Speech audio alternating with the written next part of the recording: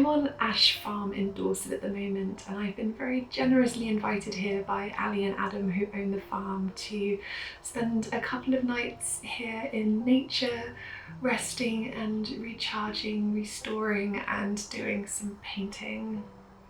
It's a wet and windy and kind of wild day here today, so it's about 10:30 in the morning and I need to get out of my pajamas and I'm gonna go for a stomp around the farm and see if there's anything that I'm drawn to that I would like to paint.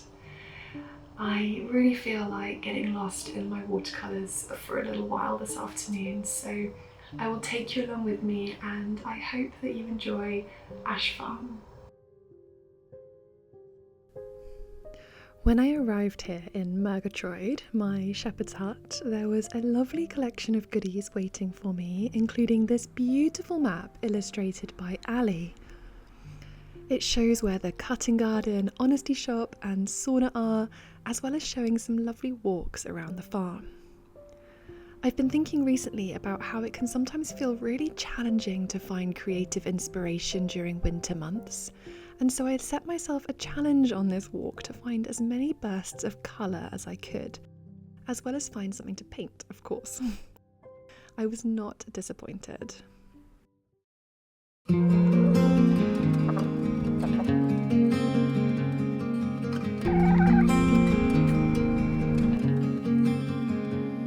In a world of green, just like a dream, you and I standing wild and free, with petals so golden, the sun's warm kiss, a love so strong, a bliss. Whispers of the breeze, secrets unfold. It's you that I need, it's you that I want. When the world gets cold, it's you and me. When the sun comes back, you'll see. Oh, dandelion, the strength that you've shown, stronger each year. Look how we hold on through the toughest of times. We still stand strong. Through pavement we will grow. Forever we will grow. In the end, I settled on this gorgeous pair of rose hips. They were definitely hard to miss in the bushes, catching my attention from a good few meters away.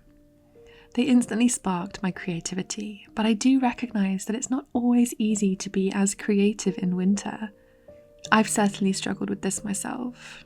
I've seen a bit of a trend lately on social media where people talk about colour walks. If you haven't heard about this, it's where you go for a walk but choose a colour before you leave, let's say red. And then on your walk you keep an eye out for anything red that you might see. I've tried this a few times on my walks around home and found it a really lovely way to stay present and to really see what was around me. I used this concept today to help me find subjects to paint, but instead, as I said, I just looked for all colour rather than choosing one specific colour.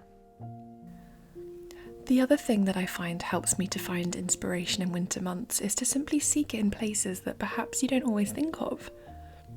I actually find myself reaching for books a lot more in winter, both botanical art books but also other nature books or just other pieces of writing in general, because it can be amazing what can suddenly trigger a creative thought or that sort of light bulb moment.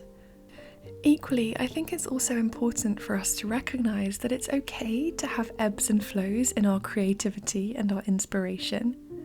Just like nature moves through seasons and cycles, so do we. When we force things, sometimes we meet resistance, or we just feel frustrated. So just surrendering to how we're feeling and making the most of the time that we have available to us, even if that means just very important deep rest, can be really, really helpful. So many creatures hibernate over winter, should we? I'd love to know if you have any other tips about staying creative over winter.